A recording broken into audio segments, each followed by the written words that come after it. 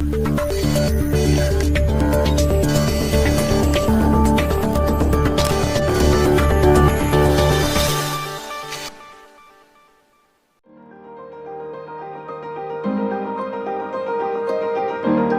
Everyone, this is me Ritika Upmanyu and आप सभी का स्वागत है न्यूज मीडिया 47 की बुक रिव्यू सीरीज में। स्टीरियोटाइप्स हर सोसाइटी में एग्जिस्ट करते हैं और इन्हीं स्टीरियोटाइप्स की वजह से हम लोगों को जज करते हैं, लोगों के बारे में बुरी चीजें बोलते हैं। हमारा जो मेंटल स्टेट होता है वो ये स्टीरियोटाइप बिल्कुल चेंज कर देते हैं। तो आज जिस बुक के बारे में हम बात करने वाले हैं वो शायद हमारी इसी मिथ को या फिर किसी गलत फहमी को दूर करे जो हमारे दिमाग में और लोगों के दिमाग में बैठी हुई है। तो जो बुक आज मैं रिव्यू करने वाली हूँ उसका नाम है N unexpected gift bye Ajay के Pandey.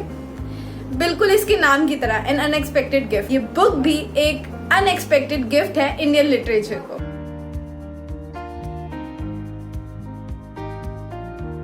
So the story revolves around a guy named Abhay जो बहुत ज्यादा पेन में होता है because of the loss of her wife, जो कि ब्रेन ट्यूमर की वजह से जिसकी डेथ हो जाती है। And just after her death he struggles a lot in raising only son Ayush.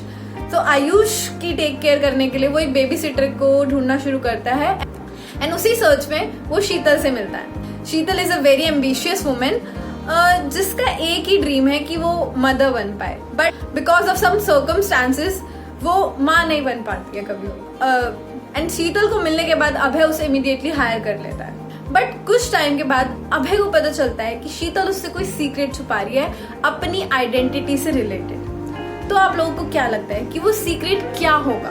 कौन सा ऐसा सीक्रेट है जो शीतल छुपा रही है, या फिर उसका कोई इफेक्ट पड़ेगा आयुष की और अभय की लाइफ पे?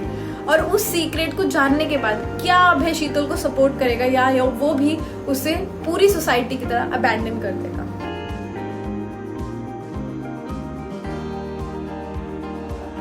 This book discusses the most relevant taboo of today's society. It gives us a glimpse of transgenders' life in Indian society.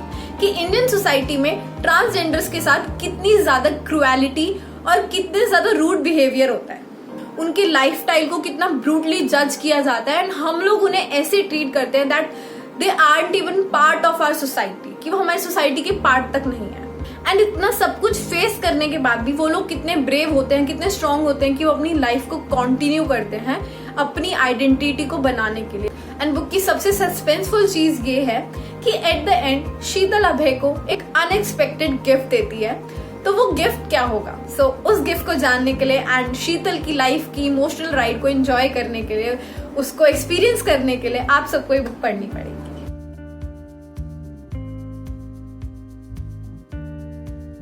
इस बुक की जो नरेशन है वो बहुत ही सिंपल है, बहुत ही सिंपल लैंग्वेज है, बट वो ये बुक उतनी ही इंटेंस और इमोशनल है क्योंकि इसमें सब कुछ रियल लाइफ से रिलेटेड है और इसमें ऑथर ने जिस तरीके से ट्रांसजेंडर की लाइफ को नरेट करा है, उनकी सॉरो को, उनके पेन को, उनके सर्कमस्टांसेस को एक्सप्लेन करा है, that was truly amazing, truly amazing. इस बुक को 3 पर्सपेक्टिव में डिवाइड करा गया है इसकी नरेशन को।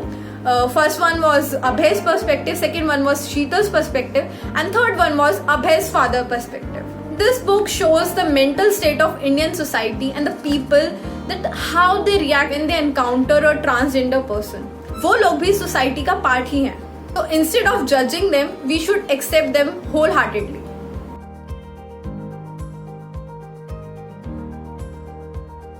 तो ये बुक जो मैसेज देती है वो ये है कि द वर्ड मदर, माँ, ये सिर्फ एक वर्ड नहीं है, ये एक सिर्फ रिलेशनशिप नहीं है, ये एक्चुअली में क्वालिटी है, ये एक इमोशन है जिसको फर्क नहीं पड़ता कि कौन सा जेंडर डील कर रहा है, कौन, हर कोई एक माँ बन सकता है और उसके अंदर वो प्यार वाला इमोशन है अपने बच्चे को लेकर, वो अनकंडीशनल लव वाली क्वालिटी है अगर किसी के अंदर। किसी का जेंडर ये निर्धारित नहीं करता कि क्या वो एक माँ बन सकते हैं या नहीं।